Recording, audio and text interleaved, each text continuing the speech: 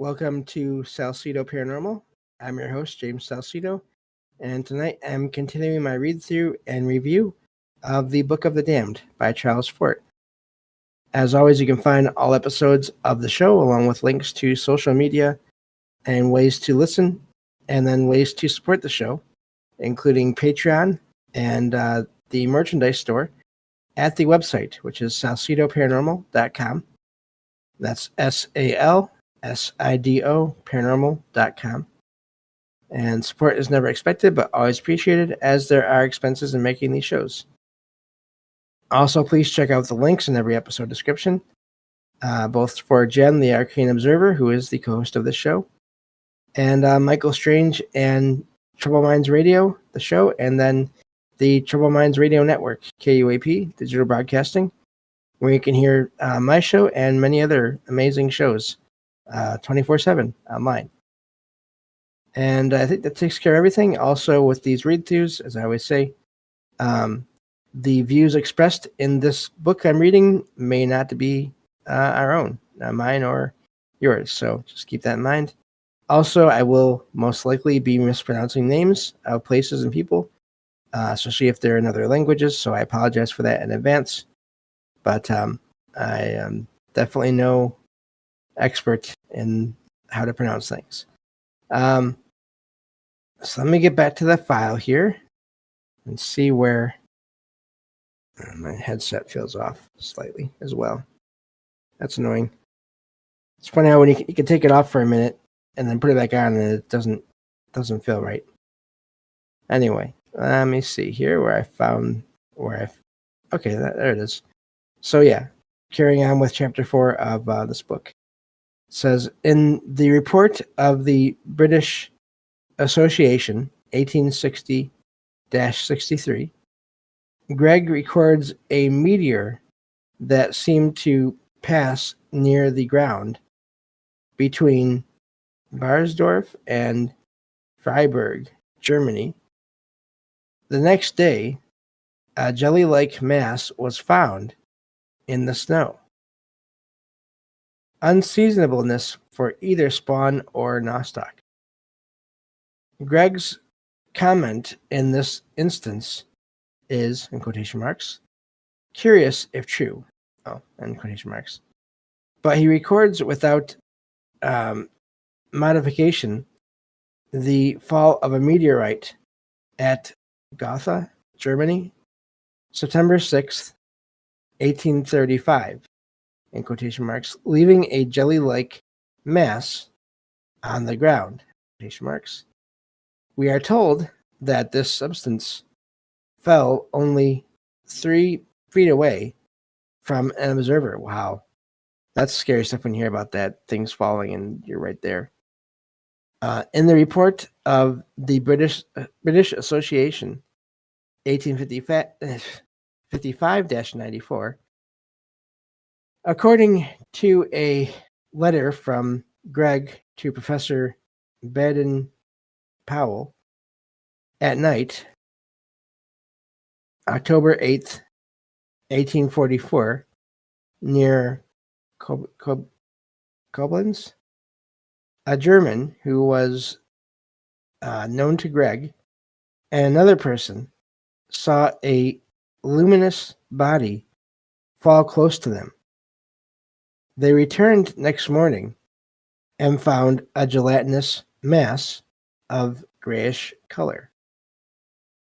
According to Chladni's account, Annals of Philosophy, NS, I'm not sure what that means, 12-94, a viscous mass fell with a luminous meteorite between Siena and Rome, May 1652. Viscous matter found after the fall of a fireball in Lusatia, March 1796. Fall of a gelatinous substance after the explosion of a meteorite near Heidelberg, July 1811. So he's listing off all these falls of objects. In the Edinburgh Philosophical Journal 1-234. The substance that fell at Lusatia is said to have been of the color and odor of dried brown varnish. In the American Journal of Science 1-26-133, it is said that gelatinous matter fell with a globe of fire upon the island of Lethe, India, 1718. I didn't realize how far back, by the way. He's taking notes on how far back in time so many of these things have fallen. I only remember this hearing about or reading about objects from the 1800s and mostly the late 1800s. But he's been talking about all throughout the 1800s, 1700s, 1600s. So that's really amazing. Anyway, in the American Journal of Science 1-26-396, in many observations upon the meteors of November 1833 are reports of falls of gelatinous substance. That, according to newspaper reports, in quotation marks, lumps of jelly, in quotation marks, were found on the ground at Rahway, R-A-H-W-A-Y, not sure, New Jersey. The substance was whitish or resembled the coagulated white of an egg. That Mr. H. H. Garland of Nelson County, Virginia, had found a jelly-like substance of about the circumference of a 25-cent piece. That, according to a communication from A. C. Twining to Professor Olmsted, a woman at West Point, New York, had seen a mass the size of a teacup. It looked like boiled starch. That, according to a newspaper of Newark, New Jersey, a mass of gelatinous substance, like soft soap, had been found. In quotation marks, it possessed little elasticity. Excuse me. And on the application of heat, it evaporated as readily as water. It seems incredible that a scientist would have such hardihood, that's quite the word, or infidelity as to accept that these things had fallen from the sky. Nevertheless, Professor Olmsted, who collected these lost souls, says, in quotation marks, the fact that the supposed deposits were so uniformly described as gelatinous substance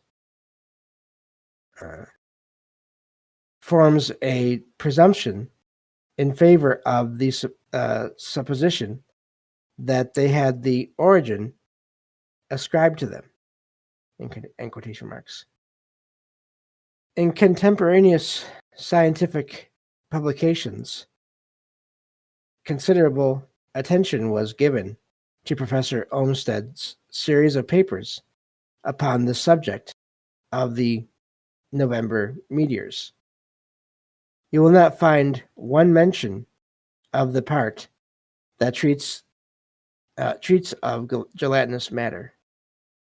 And that's the end of chapter 4. So that's a lot of objects falling again throughout time. And the fact that they had light, that they were lit up as they were coming down, is really fascinating to me. I wonder what that means, if that's a chemical thing. I don't know if it's how could they be lit up or on fire or whatever if they weren't so solid, if they weren't, I don't know. I'm no scientist, so that there could be perfectly logical explanations for all that. Just doesn't make sense in my mind, but that doesn't really mean a whole lot there. So starting with chapter 5 of this book. So we're moving along. It says, I shall attempt not much of correlation of dates.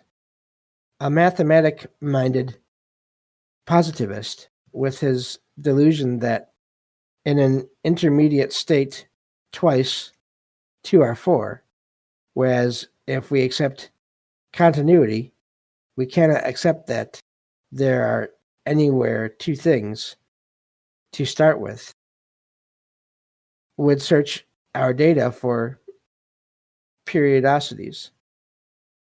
It is so obvious to me that the mathematic, or the regular, is the attribute of the universal that I have not much inclination to look for it in the local.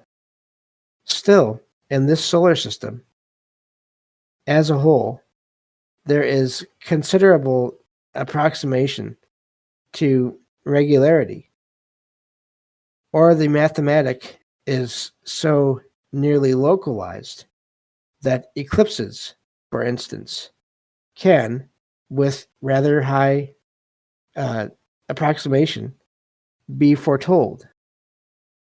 Though I have notes that would deflate a little the astronomers'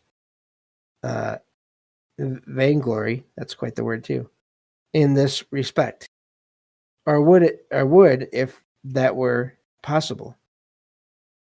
An astronomer is poorly paid. And again, this is for speaking, not me. Uncheered by crowds, considerably isolated.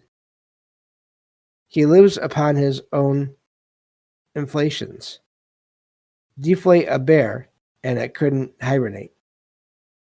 This solar system is like every other phenomenon that can be regarded as a whole, or the affairs of a ward are interfered with by the affairs of the city of which it is a part.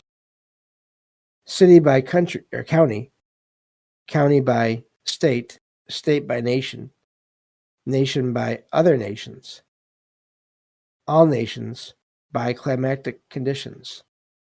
Climatic conditions are climatic conditions by solar circumstances. Sun by general planetary circumstances. Solar system as a whole by other solar systems.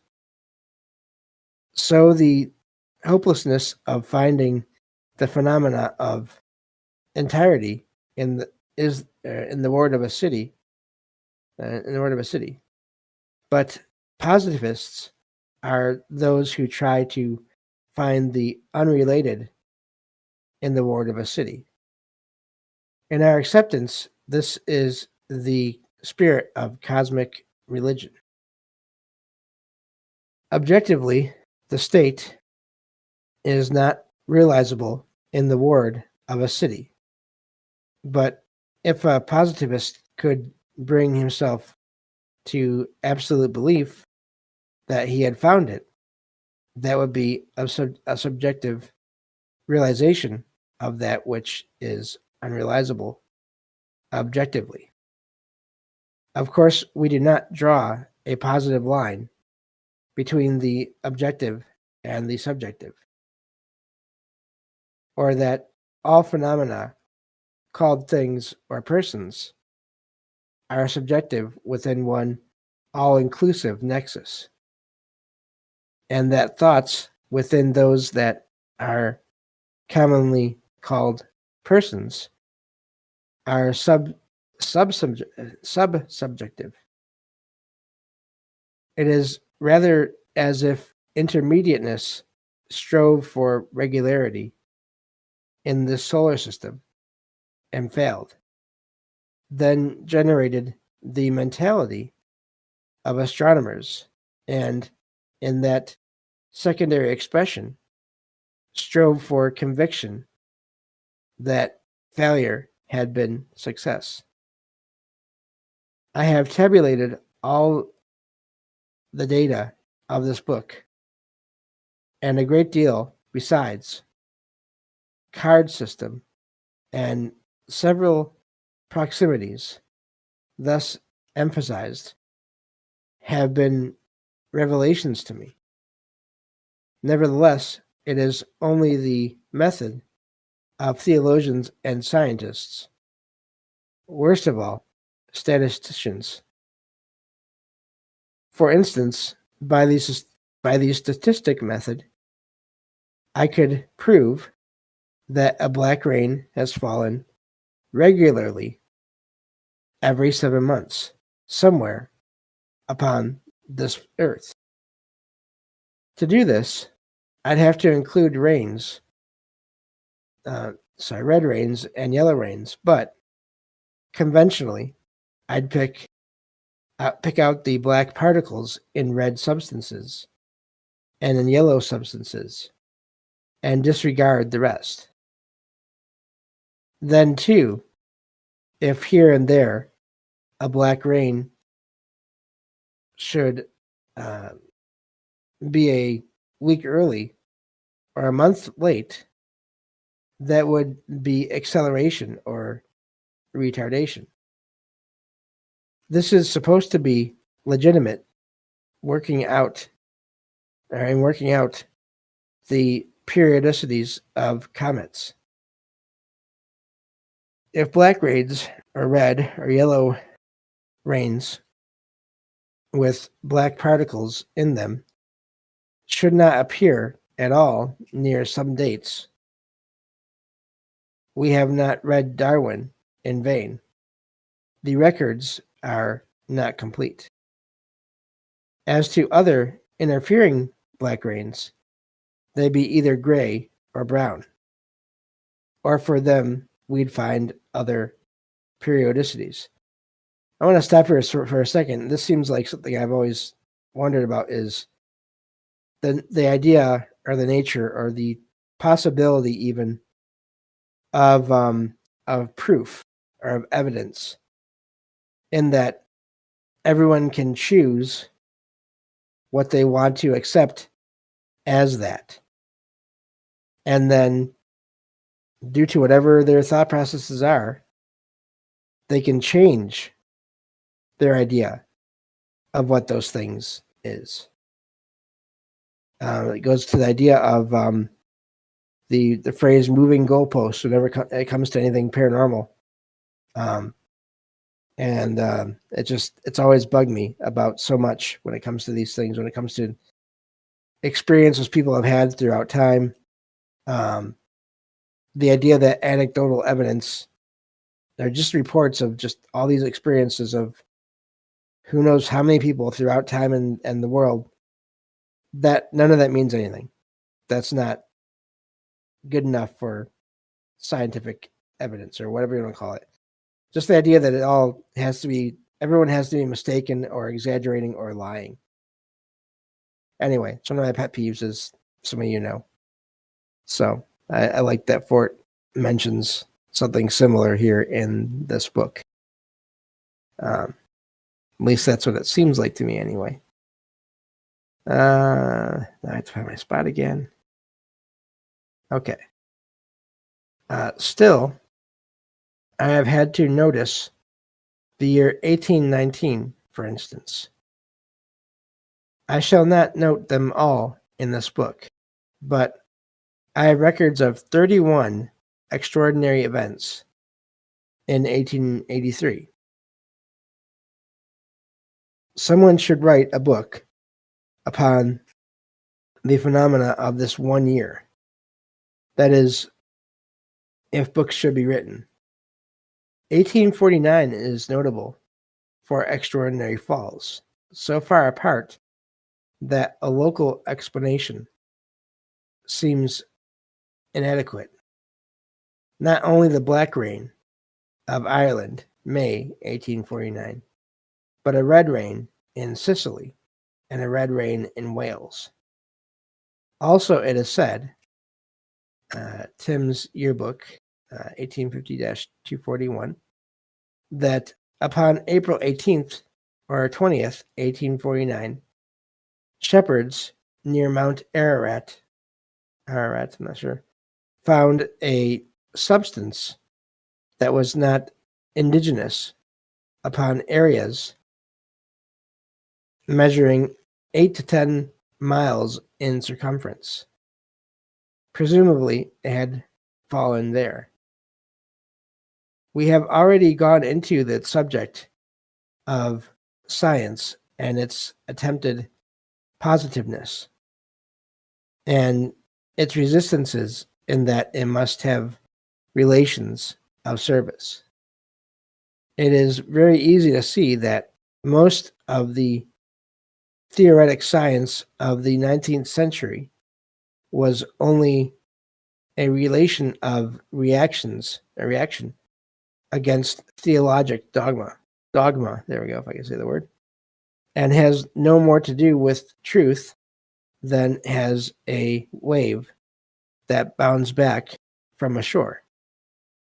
Or if a shop girl, or you or I, should pull out a piece of chewing gum about a yard long that would be quite as scientific a performance as was the stretching of this Earth's age several hundred millions of years. So there was a point that I wanted to make there, but now I lost it. So I guess I'll just keep going. All things are not things, but only relations, or expressions of relations. But all relations are striving to be the unrelated, or have surrendered to and subordinated to higher attempts. So there is a positivist aspect to this reaction that is itself, only a relation. And that is the attempt to assimilate all phenomena under the materialist explanation, or to formulate a final, all-inclusive system upon the materialist basis. If this attempt could be realized, that would be the attaining of realness. But this attempt can be made only by disregarding psychic phenomena, for instance. Or science shall, or if science shall eventually give in to the psychic, it would be no more legitimate to explain the immaterial in terms of the material than to explain the material in terms of the immaterial. And that's where I'm going to stop, because this paragraph keeps on going for a ways, and we are just about out of time. So yeah, this has been amazing covering this, and I hope everyone enjoys it. So funny. I had what I was thinking of and I lost it again. So that's okay. That happens. I'll probably remember it after I'm done recording everything tonight and saved everything and put everything away. So everyone take care. Thank you all for listening, and I will talk to you all next time on Salsido Paranormal. Take care.